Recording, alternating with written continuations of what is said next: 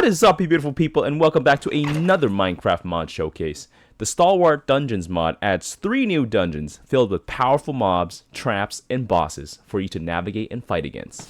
This mod makes a perfect addition to your Minecraft RPG adventure. Let's get right into it.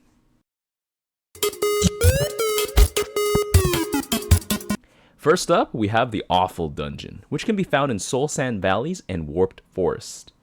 Inside this dungeon, you will run into a variety of traps. There is the Igniter, which will inflict you with burn, making you take fire damage randomly for 30 seconds. Another trap, which can also be very useful, is the Pusher. It pushes entities across itself and can be used to automate nether farms instead of using water.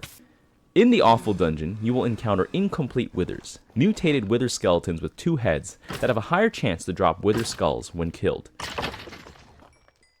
You will also run into reinforced blazes, heavily armored blazes that are immune to arrows and must be chopped down with melee attacks. Killing one will drop blaze armor scrap, which can be used to craft the new tungsten armor set. Tungsten armor prevents the burning and wither debuff. Tungsten can be found throughout this dungeon. The boss of the Awful Dungeon is the Awful Ghast, the result of arcane experimentation. Summon it with the Nether Star to start the fight. This boss has 2 phases. In the first phase, it will use range attacks that disable items in your hand when it hits you. Once it drops below half health, it will attempt to ram you for massive damage. To cheese this boss, simply build a new floor up to the base of the spawner. With nowhere to run, the boss will kill itself with its own attacks. When killed, it drops an awful gun that shoots the gas projectiles and awful crystals, which can be used to make an awful dagger, which removes all buffs an enemy has on it on hit. And just like how the awful dagger removes enemy buffs, the subscribe button helps remove lag time between my videos. If you're enjoying this so far, absolutely obliterate that subscribe button to help me in my next boss fight. Next up, we have the Keeping Castle, found in Crimson Forest and Nether Wastes. Inside this dungeon, you will encounter the Spore Vaporizer, a super annoying trap that sends out a cloud of spores that affects mobs and players passing through it, ensnaring them in a nether wart cocoon. Slice your way out of it with your sword. Imbue your tungsten armor with a spore bottle to negate this effect.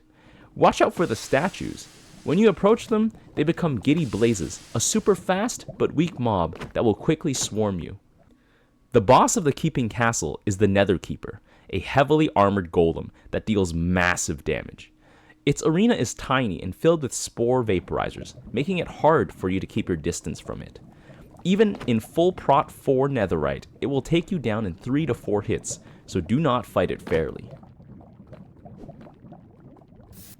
At half health, it will endlessly summon giddy blazes. Shoot this boss down from a distance with a high-powered bow. When you kill it, it will drop an Ancient Fire, which lets you smelt items in your offhand. You can also use the Ancient Fire to craft a Nether Hammer, a hammer that smelts all ores that it mines. However, it can only smelt iron level and lower ores, because it cannot mine higher than iron level.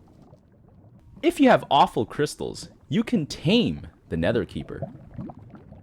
Finally, we have the End Dungeon, found in the End Islands after you beat the Ender Dragon. Inside this dungeon, you will encounter prop hulks, flying shulker boxes that shoot levitation 2 projectiles. These are super annoying, but a great source of shulker shells. You can simply go down to the spawner and disable it, and they will not bother you anymore. The boss of this dungeon is the Shelterer. It spawns with a massive shield that can only be destroyed with explosions. The dungeon provides multiple ways for you to deal explosive damage to it. The shulker cannon can be loaded by holding TNT in your main hand and pressing your forward key. Right-click to shoot towards your cursor. Alternatively, there is an Obsidian Striker, which when right-clicked with TNT redirects the explosion up to 9 blocks in the air. Thrusters are small launch pads that you can use to get around this dungeon. Once the shield is broken, slay this boss at a distance with a bow. Its melee attacks are still quite powerful. Corundum can be found in this dungeon. A full suit of Corundum armor protects you from levitation effects and can be made with Void Crystals, which is dropped by the Shelterer.